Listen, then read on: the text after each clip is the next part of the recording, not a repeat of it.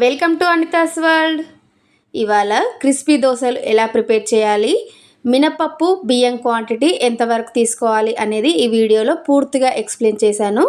Video పూర్తిగా చూడండి, మీకే అర్థమవుతుంది. ఇక ప్రాసెస్లోకి వెళ్తే ముందుగా ఒక గిన్నెలో 1 కప్పు వరకు మినపప్పు, 3 కప్పుల వరకు బియ్యం, పావు టేబుల్ స్పూన్ మెంతులు, 1 టేబుల్ స్పూన్ వరకు శనగపప్పు వేసుకొని 1కి 2 సార్లు శుభ్రంగా కడిగిన తర్వాత సరిపడా నీళ్లు వేసుకొని కనీసం 5-6 గంటలు నానబెట్టుకోవాలి. ఇలా 5-6 గంటలు నానబెట్టుకున్నటువంటి ఈ మిశ్రమాన్ని ఒక గ్రైండర్లో వేసుకొని మెత్తగా రుబ్బుకోవాలి.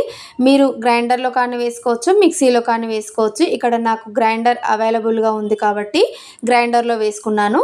ఎలా అయినా సేమ్ ఉంటుంది. కాకపోతే మనకు గ్రైండర్లో వేసుకుంటే పిండి క్వాంటిటీ అనేది కొంచెం ఎక్కువగా వస్తుంది. ఇక గ్రైండర్లో వేసుకున్న బియ్యం మినపప్పు మిశ్రమాన్ని తగినన్ని వాటర్ వేసుకుంటూ మెత్తగా రుబ్బుకోవాలి. ఇలా మెత్తగా రుబ్బుకున్నటువంటి పిండిని కనీసం 5-6 గంటలు ఫర్మెంట్ అవ్వనివ్వాలి, లేదా ఓవర్ నైట్ ఫర్మెంట్ అవ్వనివ్వాలి. చూసారు కదా దోశ పిండి ఎంత చక్కగా ఫర్మెంట్ అయిందో. ఇలా ఫర్మెంట్ అయిన దోశ పిండి మిశ్రమంలో సరిపడా ఉప్పు వేసుకొని అంతా కలుపుకోవాలి. ఇలా కలుపుకున్నటువంటి పిండిని దోశలు వేసుకోవడమే.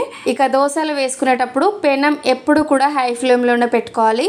అప్పుడే మనకు దోశలు క్రిస్పీగా వస్తాయి.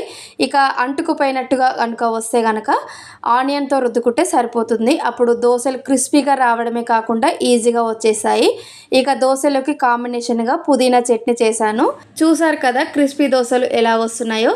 నెక్స్ట్ టైం మీరు ఇంట్లో ట్రై చేసినప్పుడు ఇలానే ట్రై చేయండి, నేను చెప్పిన కొలతల ప్రకారం.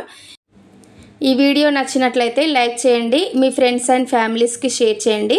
మరిన్ని కుకింగ్ వీడియోస్ కోసం మన ఛానల్ని సబ్స్క్రైబ్ చేయండి. ఇక మన ఛానల్లో ఓన్లీ షార్ట్ వీడియోసే కాకుండా లాంగ్ వీడియోస్ కూడా పోస్ట్ చేస్తుంటాను. మీకు ఇంట్రెస్ట్ ఉంటే కనుక ఒకసారి ఛానల్ని విజిట్ చేయండి. మీకు ఖచ్చితంగా వీడియోస్ నచ్చుతాయనే అనుకుంటున్నాను. ఇంకా ఎలాంటి సజెషన్స్ ఇవ్వాలనుకున్నా కామెంట్ సెక్షన్లో షేర్ చేసుకోండి. Thank you for watching.